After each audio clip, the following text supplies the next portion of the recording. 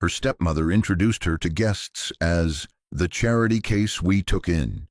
She wasn't allowed to speak at the dinner table or use the family surname. 5 years of sleeping in the garage, 5 years of being erased. Then her billionaire grandfather, the one they said drowned, knocked on the door. The funeral took place on a gray afternoon when Ifeoma was 19 years old. She stood beside her father's casket in a black dress that no longer fit properly, her shoulders shaking with silent sobs as the pastor spoke words that barely registered in her grief-clouded mind. Jabari Oluwaseun had been everything to her, protector, provider, the last connection to a mother she'd lost when she was only 7. Now he was gone too, taken by a car accident on a rain-slicked highway, and Ifeoma felt the ground disappearing beneath her feet. Her stepmother Nomvula stood beside her, one manicured hand resting on Ifeoma's shoulder in what looked like maternal comfort to the assembled mourners. On Nomvula's other side stood Busisiwe, Nomvula's biological daughter, dabbing at dry eyes with a lace handkerchief.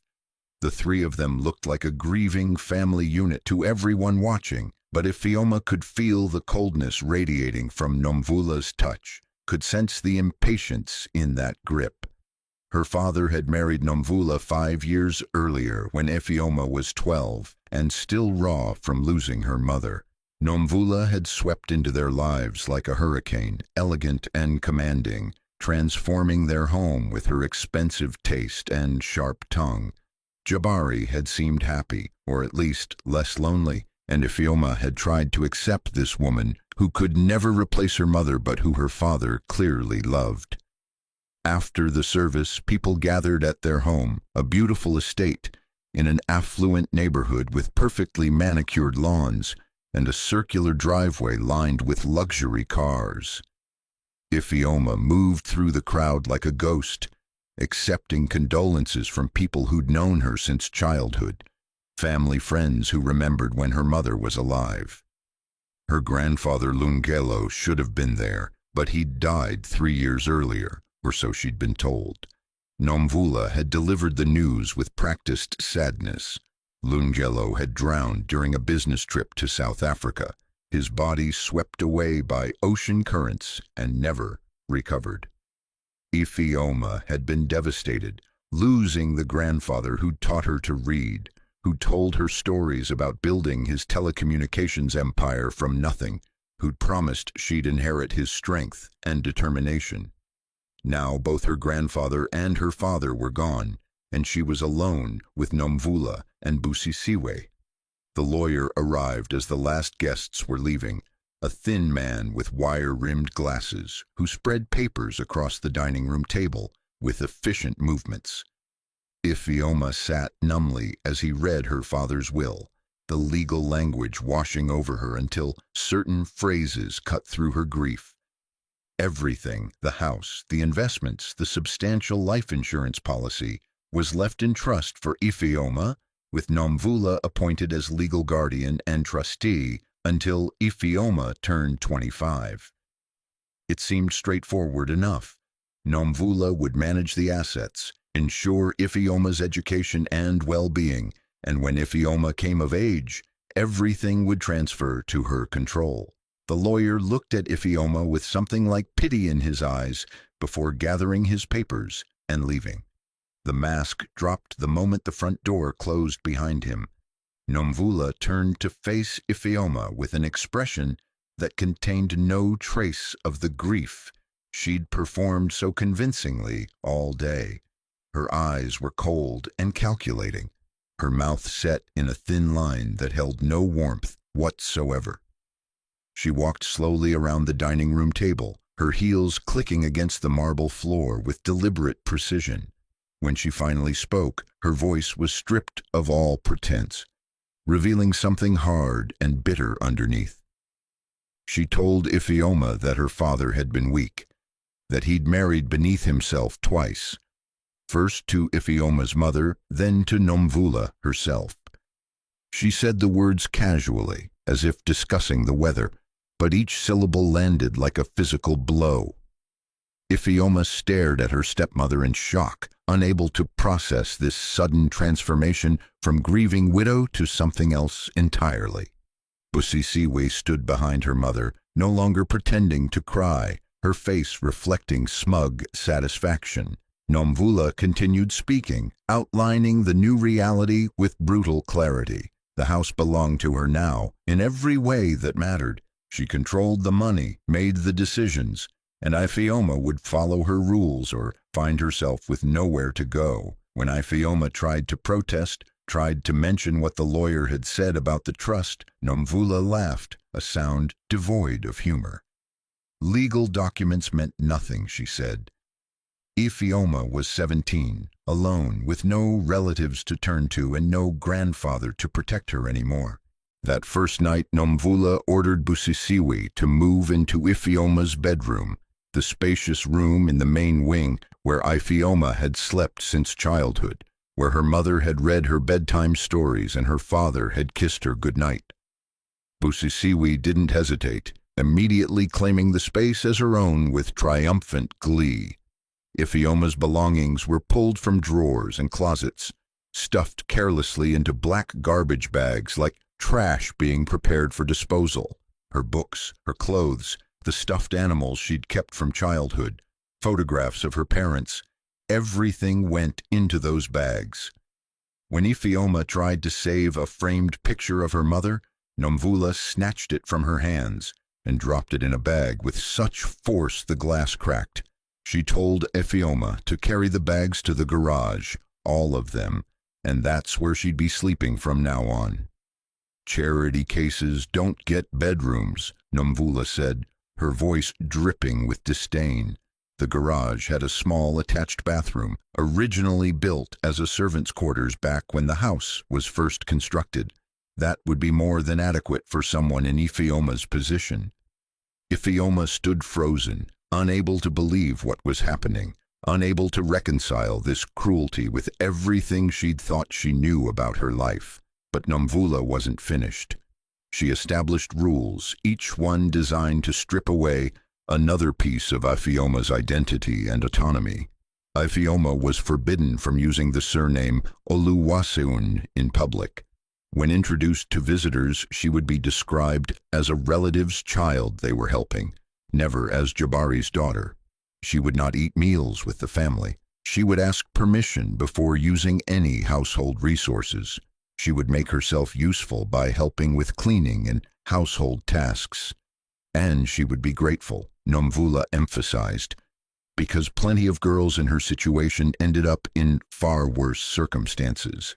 That night, alone in the converted garage space, Iphioma sat on the bare concrete floor surrounded by garbage bags and tried to process the complete destruction of her world.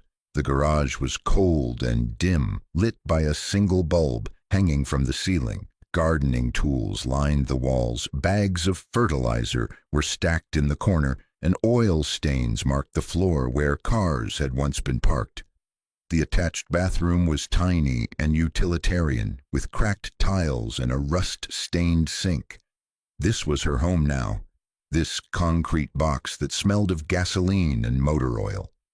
She pulled her mother's necklace from one of the bags and clutched it in her hands, the delicate gold chain and small pendant, the only connection she had left to the woman who'd loved her unconditionally. She thought about her grandfather Lungelo, wishing desperately that he was still alive. He would never have allowed this to happen.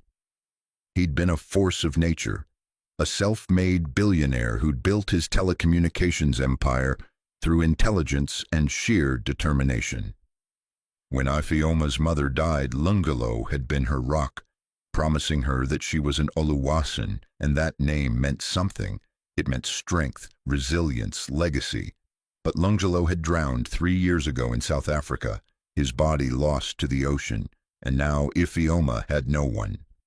She tried calling his old phone number, a desperate attempt to reach across death itself, but the line was disconnected. She was truly alone. The weeks became months, and months became years, and Iphioma learned to navigate her new reality with the survival instincts of someone with no other choice. She attended public school while Busisiwe went to an expensive private academy across town. Nomvula forbade Ifeoma from mentioning the family's wealth to anyone, from talking about her father or her previous life. At school, teachers assumed she was a scholarship student from a poor background, and Ifeoma never corrected them. What would be the point? Who would believe that she lived in a mansion but slept in a garage? That her stepmother controlled millions of dollars that rightfully belonged to her?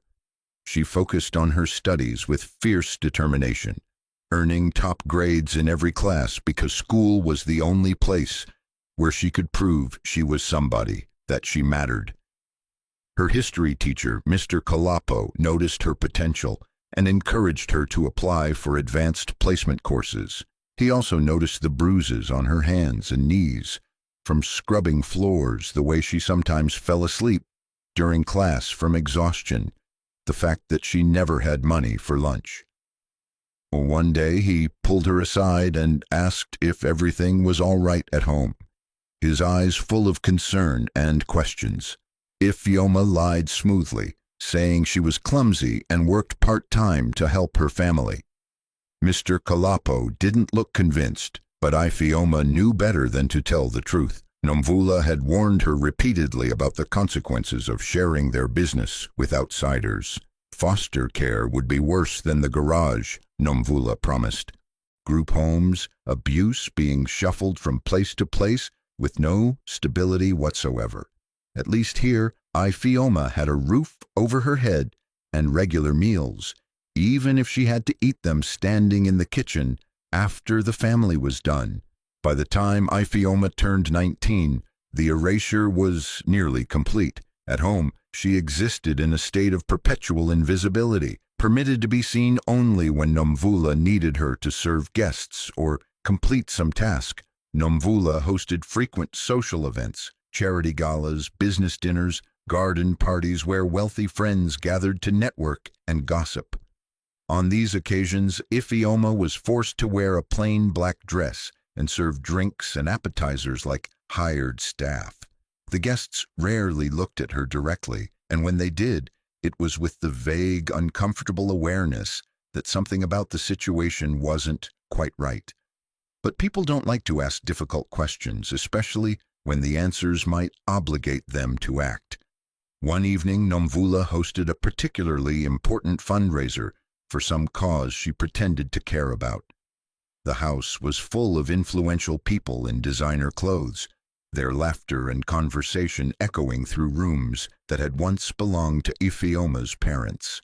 Ifeoma moved through the crowd with a tray of champagne glasses, her face carefully blank, trying to make herself as invisible as possible. Then a woman named Ayana, an old friend of her father's who hadn't visited in years, suddenly recognized her. Ayana's eyes widened with shock and confusion as she registered Ifeoma's appearance, the servant's dress, the subservient posture. She called out Ifeoma's name with obvious concern, asking if she was truly Jabari's daughter and what had happened. Before Ifeoma could respond, Nomvula materialized beside them with the smooth grace of a predator, her smile never wavering. She explained in a voice dripping with false compassion that yes, this was poor Ifeoma, such a tragic situation. They'd taken her in as charity after Jabari's death, giving her a place to live and work that provided structure and purpose. Ayana looked from Nomvula to Ifeoma and back again, clearly disturbed but uncertain how to challenge the narrative. Ifeoma could see the moment Ayana decided not to press further, could watch her choose comfort over truth. The dinner party continued, and Ifeoma was ordered to stand in the corner of the dining room, ready to refill glasses or clear plates, but not permitted to sit or eat. She stood there for 3 hours while Nomvula's guests enjoyed an elaborate meal prepared by expensive caterers. Busisiwe, home from her private college for the weekend, made a show of complaining loudly about the help staring, saying it made everyone uncomfortable. Nomvula responded with practiced disappointment, telling Ifeoma to wait in the garage until she was needed for cleanup. The dismissal was delivered in a tone that suggested she was being reasonable, even kind, and several guests nodded approvingly. Ifeoma walked out of the dining room with her head down, feeling the weight of a dozen pairs of eyes watching her leave. No one said anything.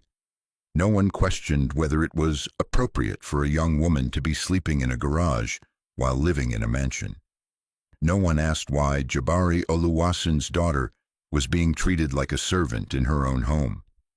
The silence was almost worse than the cruelty because it confirmed what Nomvula kept telling her, that she truly was nobody, that her name and her history meant nothing, that she could be erased without consequence.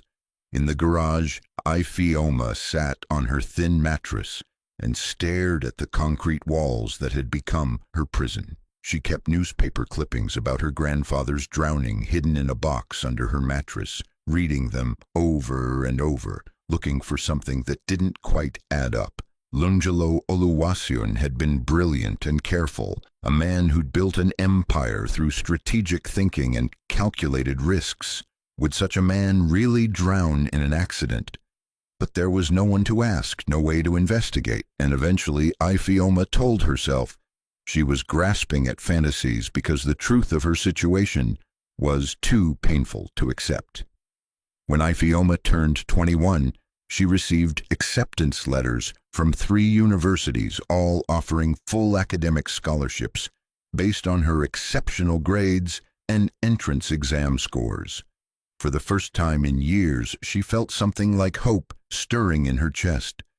University meant escape, meant dormitories and distance and the possibility of building a life beyond Nomvula's control. She was legally an adult now, able to make her own decisions, even if she couldn't access her inheritance for another 4 years. She imagined studying business like her grandfather had, maybe eventually finding a way to reclaim what was rightfully hers. But Nomvula found the acceptance letters before Ifeoma could hide them. She read through each one slowly, her expression shifting from surprise to calculation to cold determination. Then she tore them into pieces methodically, letting the shredded paper fall to the floor like confetti. Nomvula asked Ifeoma if she'd really thought she'd be permitted to leave, if she truly believed that was how this worked. Who would maintain the house if Ifeoma left? Who would serve at Nomvula's dinner parties? And more importantly, who would be around to ensure Ifeoma never started asking questions about her trust fund, about where the money was actually going, about the properties Nomvula had quietly sold and the investments she'd liquidated? Nomvula's mask slipped for a moment, revealing the calculating predator beneath the elegant facade. She forced Ifeoma to write rejection letters to all 3 universities, standing over her shoulder to ensure the words were sufficiently discouraging. Ifeoma's hand shook as she wrote, her dreams crumbling to dust with each pen stroke. When she finished, Nomvula smiled and told her it was time to accept reality. Ifeoma wasn't family, she was staff who happened to live there, and the sooner she made peace with her place, the easier her life would be. That same year, Busisiwi got engaged to the son of a wealthy real estate developer, a union that would expand Nomvula's social and financial influence considerably. Nomvula announced plans for an elaborate engagement party at the house, sparing no expense on decorations and catering. She ordered Ifeoma to serve at the party, wearing what could only be described as a maid's costume, a black dress with a white apron and collar that looked like something from a historical drama. When the package arrived and Ifeoma saw the outfit, something inside her finally cracked. She confronted Nomvula in the kitchen, her voice shaking but determined, saying this was her father's house, her mother's home, that she had rights regardless of what Nomvula claimed. The words came pouring out, years of suppressed anger and grief and injustice bubbling to the surface in a desperate torrent. Nomvula's response was immediate and brutal. She slapped Ifeoma across the face with enough force to leave a red mark, then leaned in close and spoke in a voice that dripped with venom. Ifeoma had nothing, was nothing. Rights belonged to people, and Ifeoma was a ghost who cleaned floors and served drinks. She'd existed in that liminal space for 5 years now, erased so completely that no one even remembered she'd once been somebody. Who would believe her if she tried to claim otherwise? Who would care? The slap itself wasn't what broke Ifeoma. It was the absolute certainty in Nomvula's voice, the unshakable confidence that she'd won so completely that Ifeoma had no moves left to make.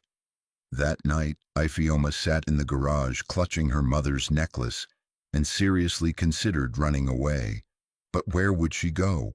She had no money, no identification beyond a school ID, no support system. 5 years of isolation had cut her off from every friend and connection she'd once had. What Ifeoma didn't know was that while she was living in that garage, slowly being erased from existence, her grandfather Lungelo was very much alive. He hadn't drowned off the coast of South Africa 5 years earlier. He'd suffered a massive stroke during a business meeting in Cape Town. The stroke had been severe enough to put him in a coma for 6 months, his body maintained by machines while his brain fought to repair itself. When he finally woke up, his memory was fractured, whole chunks of his life scattered like puzzle pieces he couldn't quite fit together. He remembered his business, remembered building his empire, but the details of his personal life were frustratingly vague. He knew he'd had a son, knew there was someone important he needed to find, but the specifics eluded him. His business partner, Chike, had stayed by his side through the recovery, helping to reconstruct Lungelo's life from financial records and photographs. It took months of physical therapy before Lungelo could walk again, months more before his speech returned to normal. And it took nearly 2 years before his memories started coming back with clarity. When he finally remembered his son Jabari clearly, remembered his granddaughter Ifeoma, the joy of recall was immediately followed by desperate urgency. He had to find them, had to reconnect with the family he'd been separated from. But Chike had devastating news. Jabari had died in a car accident several years earlier. Lungelo's grief was compounded by guilt and rage at time lost, at not being there when his son needed him. Lungelo's next question was immediate. What about Ifeoma? Where was his granddaughter? Cheek's investigation uncovered that Ifeoma had supposedly moved away after her father's death to live with distant relatives, her whereabouts unknown. But something about that explanation didn't sit right with Lungelo. His granddaughter would have tried to find him, and would have reached out when Jabari died, unless she thought he was dead too. Lungelo started making calls and discovered that someone had spread information about his drowning, had sent documentation to various contacts claiming his body had been lost at sea. The pieces started falling into place with sickening clarity. Nomvula, Jabari's second wife, a woman Lungelo had never trusted despite his son's assurances, must have blocked all contact, must have deliberately kept Ifeoma from knowing he was alive. But why? The answer became clear when Lungelo examined Jabari's will and the trust documents. Nomvula controlled everything until Ifeoma turned 25. And based on property records and financial transfers, she'd been systematically draining the estate. She had every reason to keep Ifeoma isolated and uninformed, to prevent her from claiming her inheritance or finding someone who might help her. Lungelo hired a private investigator named Kendi, a sharp woman with decades of experience tracking down missing persons. He gave her one directive: find my granddaughter and find out what's really happening. Kendi's investigation took 3 months, and what she uncovered made Lungelo's blood run cold. Nomvula was still living in Jabari's house, the estate where Lungelo's son had raised his daughter, but there was no public record of Ifeoma anywhere. No college enrollment, no employment history, no social media presence, nothing. For a 22-year-old woman, that level of invisibility was deeply suspicious. Kendi staked out the house for weeks, documenting who came and went. She saw Nomvula hosting lavish parties, saw Busisiwe arriving in expensive cars, saw catering staff and housekeepers and groundskeepers, but no Ifeoma. Then one evening, just as Kendi was about to pack up her camera, she saw movement near the garage. A young woman emerged carrying cleaning supplies, and even from a distance Kendi could see the family resemblance to the photos Lungelo had provided. She was thinner than in the old pictures, her movements cautious and subdued. But it was definitely Ifeoma. Kendi watched as the young woman walked to the main house, knocked on the back door like a servant, and waited for permission to enter. The investigator's instinct screamed that something was terribly wrong. She expanded her investigation, interviewing neighbors under various pretexts. An elderly woman named Mrs. Folick proved especially informative. She'd known the family for decades, had watched Ifeoma grow up. Mrs. Folick confirmed with tears in her eyes that Ifeoma lived in the garage, that she was treated like household staff, that the entire neighborhood knew something was wrong, but no one had intervened. When Kendi asked why, Mrs. Folick admitted she was ashamed. Nomvula was powerful and vindictive, and people were afraid of making enemies. Kendi returned to Lungelo with her findings, presenting photographs, witness statements, and financial records that painted a damning picture. Nomvula had been systematically isolating and abusing Ifeoma while embezzling from her trust fund. Properties had been sold, investments liquidated, and money transferred to accounts in Nomvula's name. She'd forged documents, filed false reports, and created a paper trail that made it look like Ifeoma had willingly given up claim to her inheritance. The most damning piece of evidence was a letter Kendi had obtained from university records, Ifeoma's handwritten rejection of a full scholarship, the shaky writing suggesting coercion. Lungelo stared at that letter for a long time, his hands trembling with fury. His granddaughter had been imprisoned in her own home, her identity stripped away, her future stolen while he'd been recovering an ocean away. 5 years of her life destroyed by a woman who saw her as nothing more than an obstacle to wealth.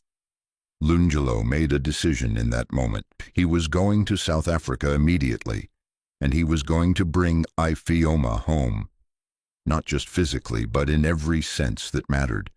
He would restore her name, her inheritance, her place in the world, and Nomvula would face consequences for every day of suffering she'd inflicted.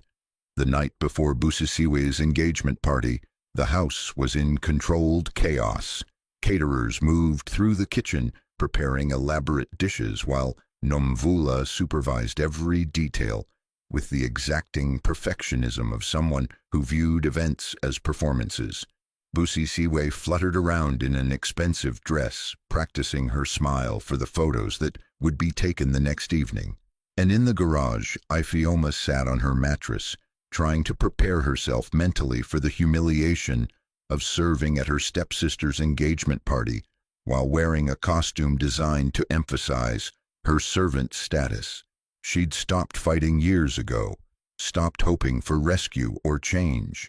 Survival required acceptance, and Ifeoma had become very good at surviving. Then came a knock at the front door, loud, authoritative, impossible to ignore. The house manager answered and immediately stepped back in surprise. Outside stood 3 black SUVs with tinted windows, their engines still running. A security detail of 4 men in dark suits flanked the entrance, and at the center of it all stood a man in his 70s wearing an impeccably tailored suit, his presence commanding immediate attention and respect. Lungelo Oluwaseun had arrived, and he wasn't asking permission. Nomvula appeared at the door, summoned by the commotion, and the blood drained from her face when she saw who was standing there. Her carefully maintained composure shattered for just a moment, revealing genuine shock and something very close to fear. Lungelo looked at her with cold eyes that had seen through far more sophisticated liars than Nomvula could ever hope to be. His voice was calm but carried the weight of absolute authority when he spoke, telling her that he was surprised to see her looking so well, considering she'd attended his funeral 5 years ago. The sarcasm cut like a blade. Nomvula tried to recover, her acting skills kicking in as she expressed shock and joy at seeing him alive. She babbled something about the reports of his drowning, about how they'd all mourned him, about what a miracle his survival was. But Lungelo cut through her performance with surgical precision, demanding to know where his granddaughter was. Nomvula's face went through several expressions in rapid succession: surprise, calculation, false confusion. She claimed Ifeoma wasn't there, that after Jabari's death, Ifeoma had wanted independence and moved away to live with cousins in another state. The lie came smoothly, practiced, almost believable. But Lungelo didn't believe it for a second. He'd been a successful businessman for 5 decades because he could read people, could spot deception in the micro-expressions that most people never noticed. Lungelo's voice rose for the first time, demanding the truth. Behind him, his lawyer and investigator Kendi stood ready with folders full of evidence. Neighbors had started gathering on the street, drawn by the unusual sight of luxury vehicles and security personnel. Mrs. Folake stood on her front porch, hand over her mouth, recognizing Lungelo from years past. Lungelo told Nomvula he had financial records proving Ifeoma never left, property documents showing exactly who'd been living in the house, witness statements from neighbors who'd watched his granddaughter being abused for 5 years. The words hit like hammer blows, each one stripping away another layer of Nomvula's facade. She tried to maintain control, to argue, but her daughter Busisiwe cracked under the pressure. Busisiwe blurted out that Ifeoma was in the garage, the words escaping before she could stop them. Nomvula shot her daughter a look of pure fury, but the damage was done. Lungelo's face transformed, rage and heartbreak and disbelief, combining into an expression that made even his own security team step back. He repeated the words slowly, as if testing whether they could possibly be real. His granddaughter living in a garage, in her own family home. He pushed past Nomvula without asking permission, striding through the house he'd visited many times when his son was alive. He knew exactly where the garage was. Lungelo opened the garage door and stopped dead in his tracks. The single bulb provided barely enough light to see, but what he could see broke something fundamental inside him. His granddaughter, Jabari's daughter, the little girl he'd taught to read and promised to protect, was sitting on a bare mattress on the concrete floor. She was surrounded by cleaning supplies, gardening tools stacked around her living space, oil stains on the floor beneath her feet. She wore an old sweatshirt and jeans that had seen better days, and when she looked up at the sound of the door opening, her eyes were wide with confusion and fear. She didn't recognize him at first. 5 years of suffering had aged her beyond her 22 years, and Lungelo had aged too, had changed from the vital 67-year-old grandfather she'd known to a man marked by illness and recovery. His voice cracked when he said her name, all the authority and anger draining away to reveal only grief. He pulled out his phone and showed her a photograph, himself with a 12-year-old Ifeoma taken at her birthday party 7 years earlier. Her expression changed as recognition dawned, moving from confusion to disbelief to desperate hope. She whispered his name like a question, like a prayer, asking if he was real because they'd told her he drowned, told her he was dead. Lungelo crossed the space between them and knelt on that oil-stained concrete floor, pulling his granddaughter into his arms. 5 years of pain and isolation poured out of Ifeoma in great heaving sobs as she clutched at her grandfather's suit jacket. She told him everything in broken fragments, how Nomvula had erased her, how she'd been forbidden to use her own name, how no one had helped, how she'd been made to feel like nothing for so long she'd almost started believing it. Lungelo held her and wept, this powerful billionaire who'd built an empire, reducing himself to tears over the suffering of the child he'd failed to protect. He promised her that nobody would ever hurt her again, that he was there now and everything would be made right. He told her that he knew her name, Ifeoma Okonkwo, his granddaughter, his blood, his heir, and he promised that the whole world was about to know that name too, would know exactly what had been done to her and who would pay the price. He helped her stand and led her out of that garage, through the house where she'd been erased, past the stepmother who'd tried to destroy her. Nomvula stood frozen in the foyer, her face ashen, finally understanding that her carefully constructed house of lies was collapsing around her. Lungelo called the police from inside the garage, refusing to let Ifeoma out of his sight for even a moment. Officers arrived within 15 minutes, and Kendi began presenting evidence with the methodical efficiency of someone who'd prepared for exactly this moment. Financial fraud, identity theft, filing false death reports, guardianship abuse, embezzlement. The charges piled up while Nomvula tried desperately to maintain some shred of control. She attempted to characterize Ifeoma as difficult and ungrateful, claiming she'd provided care for a troubled teenager who'd never appreciated her sacrifices. But the evidence was overwhelming, and Nomvula's performance wasn't convincing anymore. Mrs. Folick stepped forward, her voice shaking but determined, and gave a statement about what she'd witnessed over 5 years. Other neighbors followed, each one adding their testimony to the damning portrait of systematic abuse. Even Mr. Adeyemi, the businessman who'd attended Nomvula's dinner parties, came forward to report how Nomvula had lied about Ifeoma's mental state to prevent people from asking questions. The police arrested both Nomvula and Busisiwe, handcuffs clicking shut with satisfying finality. Busisiwe broke down immediately, crying that her mother had promised it would be fine, that no one would ever find out. Nomvula shot her daughter a look of contempt before turning that same look on Ifeoma. Her final words dripped with venom, calling Ifeoma an ungrateful wretch who'd been given a roof and safety. But Lungelo's response cut through that delusion like a knife. A garage floor wasn't a roof, and torture didn't qualify as safety. He told the officers to take them away, his voice carrying the absolute authority of someone who'd spent decades making decisions that moved millions of dollars and thousands of people. Lungelo took Ifeoma to a private hospital that same night, refusing to wait even another day before getting her medical attention.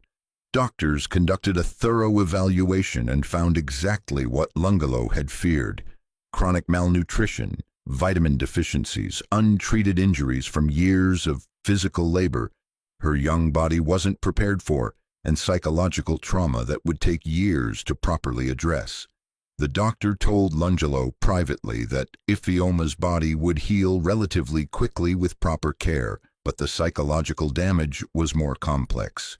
5 years of systematic dehumanization left scars that medicine couldn't simply erase. Lungelo stayed by Ifeoma's bedside through that first night and many nights after, unwilling to leave her alone after she'd spent so long in isolation. She asked him the question he'd been dreading: why hadn't he come sooner?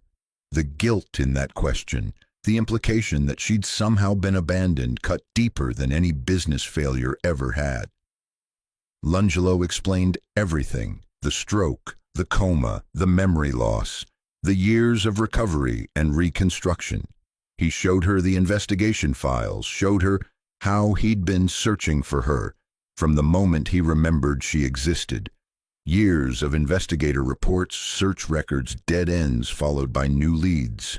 He told her she'd never been forgotten, never been erased from his heart, even when she'd been erased from every other record.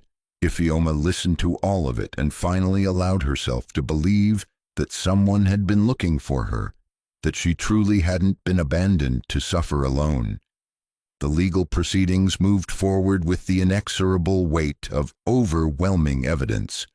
Nomvula was charged with multiple felonies, including fraud, embezzlement, identity theft, false reporting, and guardianship abuse.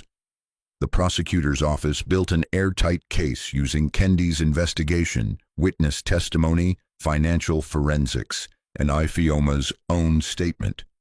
Busisiwe took a plea deal early, agreeing to testify against her mother in exchange for reduced charges. Her testimony proved devastating, revealing the calculated nature of Nomvula's abuse and the extent to which she'd planned to keep Ifeoma suppressed until well past her 25th birthday. The trial lasted 3 weeks and attracted significant media attention. The story of a billionaire's granddaughter imprisoned in her own home proved too compelling for news outlets to ignore. Ifeoma didn't attend most of the proceedings, focusing instead on her recovery, but she gave a victim impact statement that left the courtroom in stunned silence.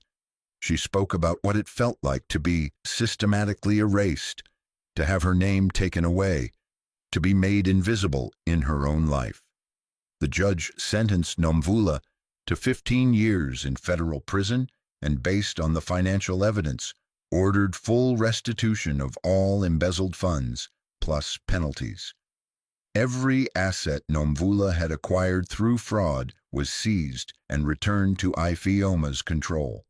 The house, the investments, the life insurance payout, the trust fund Jabari had established, everything came back.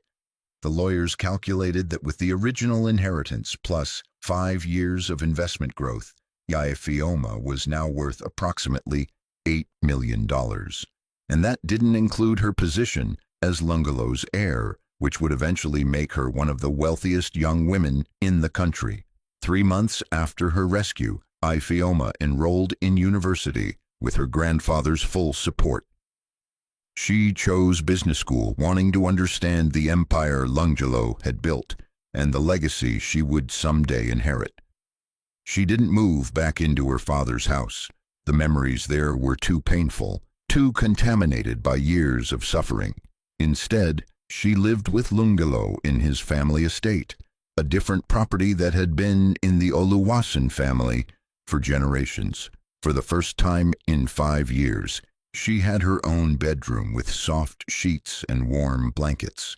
She had regular meals at a table where she was welcome to speak and be heard. She had a grandfather who asked about her day and cared about her answers. The healing process was slow and non-linear. Some days she felt strong and hopeful. Other days the trauma would resurface in unexpected ways. But she was healing, which was more than she dared hope for during those years in the garage. One afternoon, Ifeoma returned to her father's house for the first time since the rescue. She walked through rooms where she'd once been erased, stood in spaces where she'd served as an invisible ghost. In the attic, she found boxes that Nomvula had hidden but never destroyed, photographs of Ifeoma's childhood, pictures of her mother, mementos from her early years. Nomvula had hidden them away to maintain the fiction of erasure, but she hadn't quite been able to throw them away.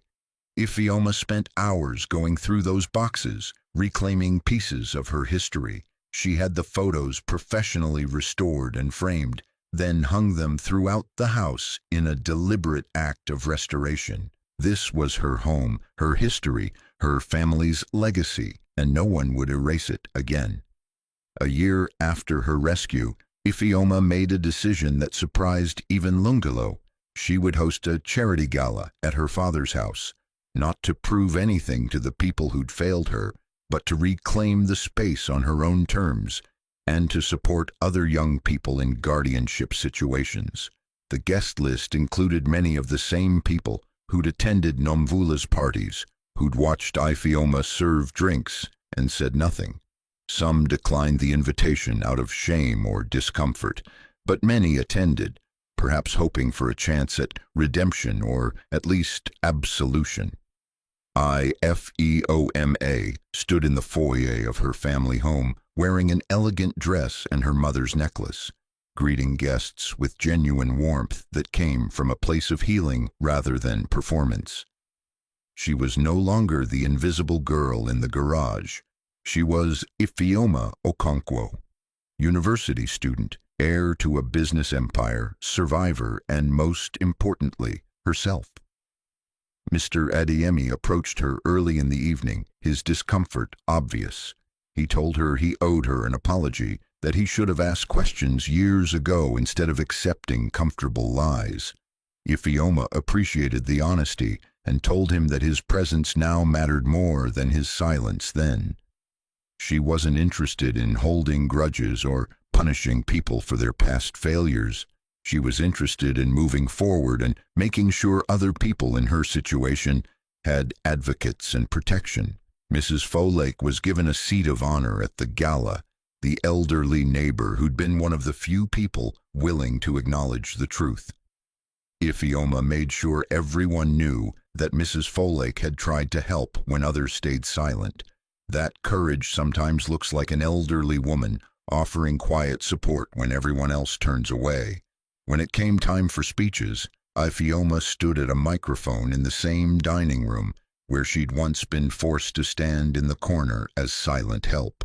Her voice was steady and clear as she talked about erasure and restoration, about what it means to have your identity stripped away and what it takes to reclaim it.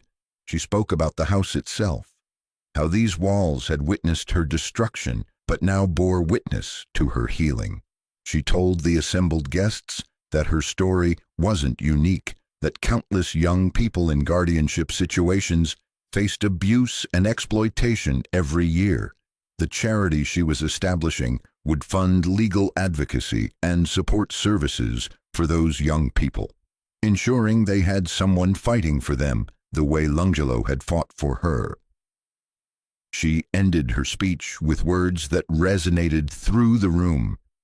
To everyone suffering in silence, you are not invisible. You are not forgotten. Your name matters. The applause was thunderous, and more than a few guests wiped away tears. After the guests left and the caterers cleaned up, Ifeoma walked out to the garage with Lungelo beside her. The space had been completely transformed, no longer a prison but a bright art studio filled with paintings and natural light.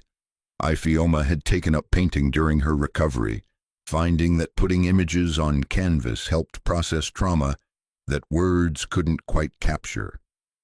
The walls were covered with her work, portraits of her mother based on old photographs, abstract pieces representing different stages of her healing journey, and one large canvas depicting the garage as it had been, dark and confining, with a door opening to brilliant light beyond.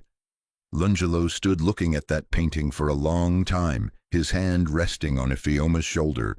She told him about the symbolism, how the garage represented not just her personal prison, but any confining situation that tries to reduce someone to nothing, and the light represented not rescue exactly, but the possibility that always exists even in the darkest circumstances, the possibility that someone might knock on the door, that truth might surface, that justice might eventually arrive.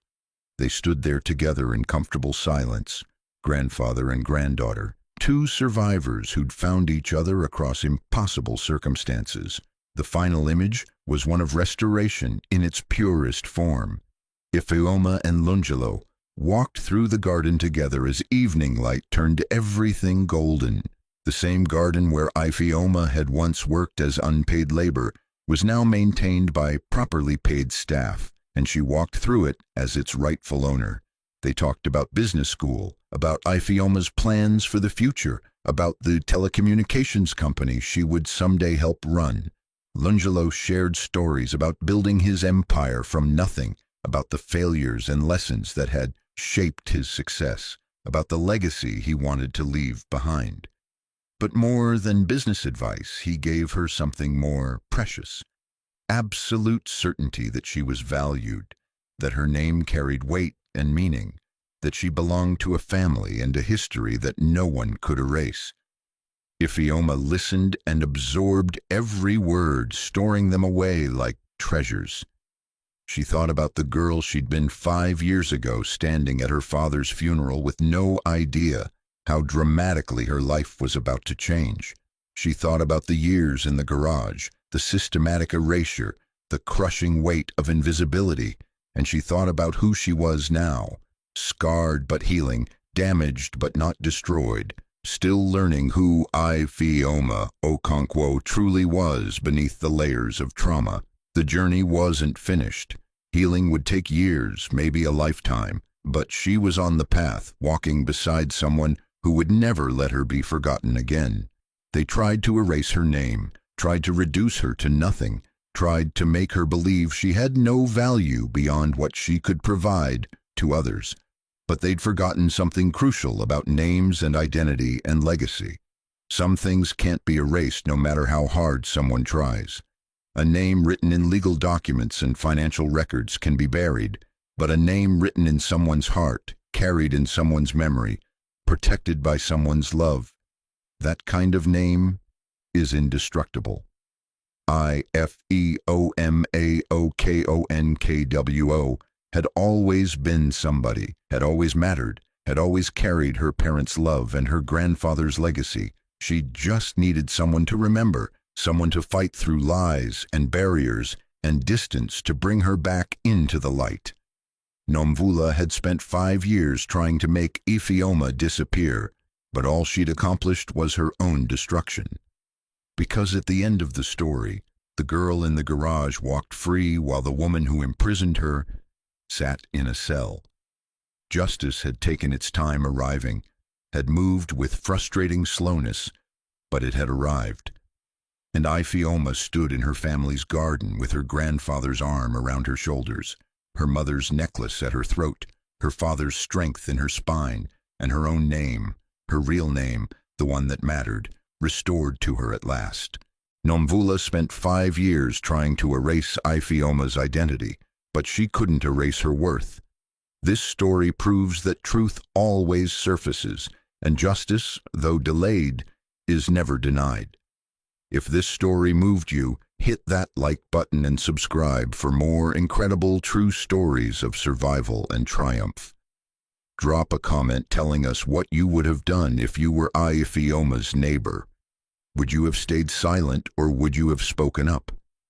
Share this video with someone who needs to hear that they matter, that their name matters, no matter who tries to erase it.